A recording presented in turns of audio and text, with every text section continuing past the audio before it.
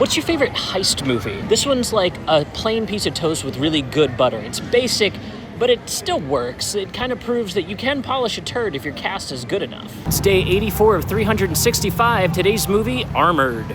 Directed by Nimród Antal and starring Columbus Short alongside Matt Dillon, Jean Reno, and Laurence Fishburne. This is a heist movie, kind of. It's honestly more like a paint-by-numbers heist movie, and it's taking a lot of cues from Reservoir Dogs. They even have the same cinematographer, but one of them is definitely superior to the other, and you can probably guess which one. It's actually more of a hostage movie with like cat and mouse elements, so the heist itself only ends up being about 10 minutes within the middle of the movie. The upside here is we have a really good cast, and a good cast can elevate any material, even if it is your C- stuff. Because of the cast, it never really falls into that made-for-TV cable cringe factor that you can see in these kind of movies. It almost feels made for Redbox, but it's not quite that bad. Honestly, I kind of prefer when a movie's really bad or really good, and when it falls into mediocre, it kind of makes it pulling teeth to find things that I like about it. But I was able to find 3 things that I did really enjoy about Armored. The first thing that I love so much about this movie is the opening hazing scene. We think that we're witnessing a robbery in the first 10 minutes of the movie, and I love that it turns out that this is just a hazing.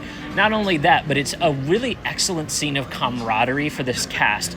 This is why I speak so highly. You have a very capable cast on your hands here, and giving them the ability to have an exciting, high-octane, high-adrenaline time wedged right alongside a really fun, laugh-out-loud, bust-your-gut kind of moment allows for them to show an incredible range in the first few minutes of the movie. It also endears us to our main character, who, by being a good sport about all this, shows that he's usually down to clown. That gets turned on its head later in the movie when he's invited to take part in a heist, which honestly he probably would have gone for if it weren't for the fact that he was also raising his brother. He's got more on the line, more at stake that he's not willing to give up because he's seen how bad things can go. The standout for me in this scene is Laurence Fishburne making fun of the way that he screams bomb, because in the moment it feels so real. Like, the actors know that they're just acting, but they also know that they're trying to play it up for a person it's the first day on the job. All of that kind of amalgamates into just a really, really fun opening for this movie that also puts us on the edge. It has us questioning right out the gate, can we trust these guys if they're willing to make his first day this strenuous? What else are they willing to do? Turns out they're willing to rob and bring him in on that robbery if he's willing to keep his mouth shut and take his payday. All of this is kind of working and playing really, really well in a way that does remind me of Reservoir Dogs. The visual palette here is very different than a Tarantino film, and honestly, because this movie is set in LA, but the whole thing ends up being so grayscale, I think is what works against it the most. Having the cinematographer from Reservoir Dogs does not guarantee the look of Reservoir Dogs. That's something that comes in the pre-production with your director.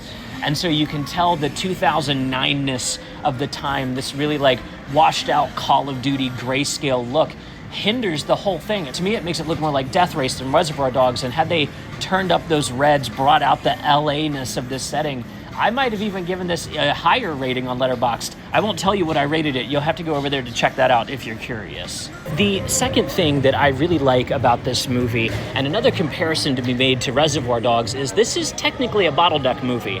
Now, I know we do open in our main character's home and we close in a hospital, but outside of the armored truck depot and the warehouse they end up in, most of the movie is in the warehouse. We get bottlenecked into one location for the majority of the 88-minute run here, and I love a bottleneck story. They are kind of part of the construction of television. You run out of budget for the season and you need to make everything happen in one location. The Fly episode of Breaking Bad is one of the standouts for this genre, directed by Rian Johnson, by the way, the guy that brought us the stellar Last Jedi. This movie is also kind of a bottleneck film, and I think being able to perform an interesting plot, really good characters, to lay out really good dialogue in just one location is a really good indicator of quality. Now, I don't know if this movie reaches the point of quality that it could have for the source material it's borrowing from, but I do really enjoy a movie that's able to kind of tighten everything into one location. Another standout for this, if you're interested in this style of storytelling, is The Void. The Void all happens in one hospital in one night, and that's another excellent version of bottleneck storytelling. This version being Lovecraftian, where Armored is just kind of a heist, hostage break-in movie.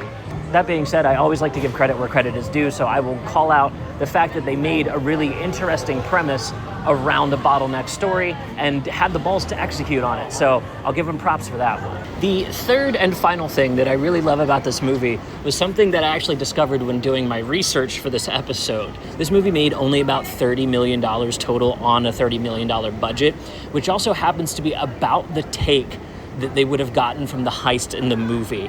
When reality reflects art or art reflects reality like that, I just think it's fun to point out this movie probably continued to do well on its DVD sales afterwards.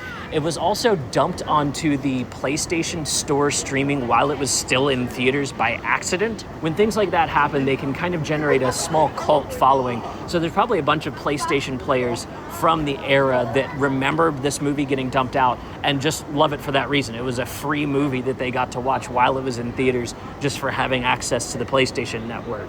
If you were one of those people, I'd love to hear how this happened to you. Was it like the U2 thing where we just opened our iPhones and suddenly there was a new album that we got for free? Or was it something you had to kind of be looking for? Did it get advertised at all, or did it just pop up? I'm really curious. There wasn't a lot of details on the situation that I could find, so I just wanted to know a little bit more about it. But what do you think? Is Armored an underrated classic in the style of Reservoir Dogs, or does it not quite jump that bar in the way that it wants to? Our next movie is the last one of 2009. We're going to be talking about Sherlock Holmes from Guy Ritchie. And as always, I'll see you tomorrow.